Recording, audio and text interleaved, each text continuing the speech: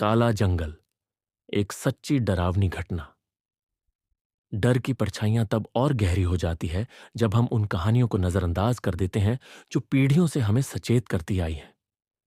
क्या सच में कुछ जगहें ऐसी होती हैं जहां जाने वाले लोग वापस नहीं आते? क्या कुछ रहस्य इंसानों की समझ से परे होते हैं?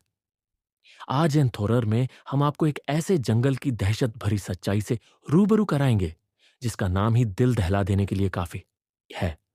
काला जंगल। ये कहानी सिर्फ एक अंधविश्वास नहीं, बल्कि उस शख्स की आप बीती है जिसने वहां जाने की गलती कर दी। तो चलिए शुरू करते हैं इस खौफनाक सफर को।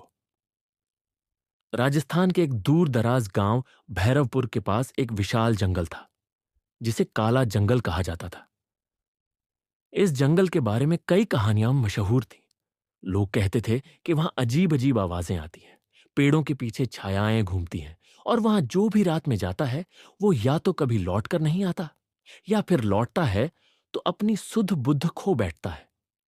इस जंगल से जुड़ी सबसे डरावनी बात यह थी कि हर कुछ सालों में गांव से कुछ लोग अचानक गायब हो जाते थे और उनकी लाशें जंगल के बाहर मिलती थीं, बुरी तरह जली हुई, या फिर ऐसे जैसे किसी ने उनके शरीर से सारा खून निकाल लिया हो। गांव वालों ने सरकार से कई बार इस जंगल को कटवाने की मांग की, मगर हर बार जो भी लोग जंगल काटने जाते वो भी लापता हो जाते। धीरे धीरे गांव वालों ने जंगल को ही भाग्य का हिस्सा मान लिया और वहां जाने से बचने लगे। रवि एक प्रसिद्ध ट्रैवल ब्लॉगर था जो रहस्यमयी और डरावनी जगहों को एक्सप्लोर करके उनकी सच्चाई दुनिया के सामने लाता था। जब उसने काला जंगल के बारे में सुना तो उसकी जिज्ञासा जाग उठी। अगर मैं खुद वहां जाकर इस जगह की सच्चाई उजागर करूं तो यह मेरे करियर की सबसे बड़ी खोज होगी, उसने सोचा। गांव में पहुंचते ही उसने जंगल के बारे में पूछताछ शुरू कर दी, लेकिन किसी ने भी उसे सही जानकारी नहीं दी। हर कोई इस विषय पर बात करने से बच रहा था। आखिरकार गांव के सबसे बुजुर्ग व्यक्ति बाबा कमलनाथ ने उसे अपने पास बुलाया।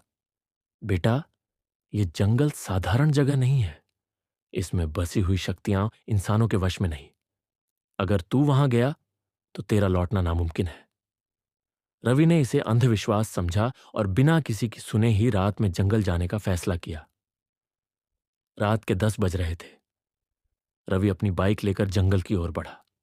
जंगल का रास्ता सुनसान था, केवल झिंगुरों की आवाजें गूंज रही थीं।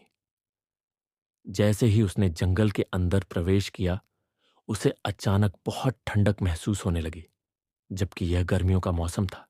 पेड़ों की शाखाएं इतनी बड़ी थीं कि चांदनी तक जमीन तक नहीं पहुंच रही थी। वह अपनी बाइक बढ़ा ही रहा था कि अचानक बाइक बंद हो गई। रवि ने किक मारकर चालू करने की कोशिश की, लेकिन इंजन ने कोई प्रतिक्रिया नहीं दी। तभी उसे महसूस हुआ कि कोई उसे घूर रहा है। उसने धीरे धीरे टॉर्च निकाली और चारों ओर रोशनी डाली। वहां कुछ नहीं था, लेकिन जब उसने टॉर्च को एक खास दिशा में घुमाया तो एक परछाई दिखी।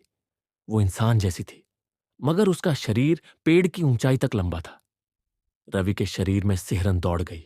तभी उसे पीछे से किसी के पैरों की आहट सुनाई दी। उसने तेजी से पीछे देखा। वहां एक औरत खड़ी थी।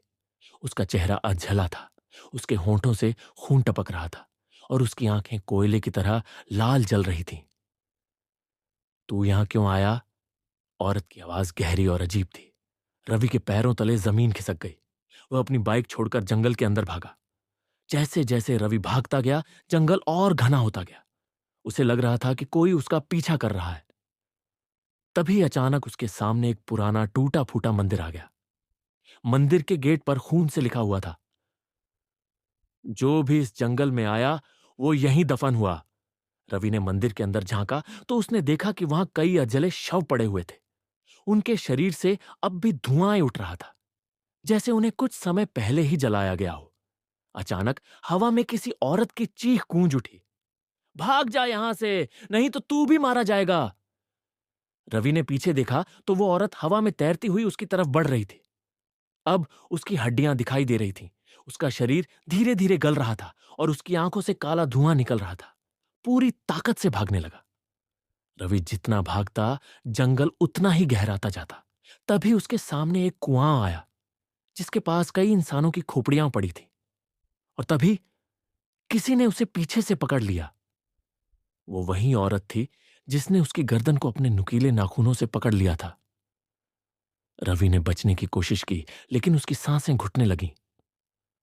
उसके शरीर से सारी ताकत खींची जा रही थी। तभी अचानक पास के किसी मंदिर से घंटे बजने की आवाज आई।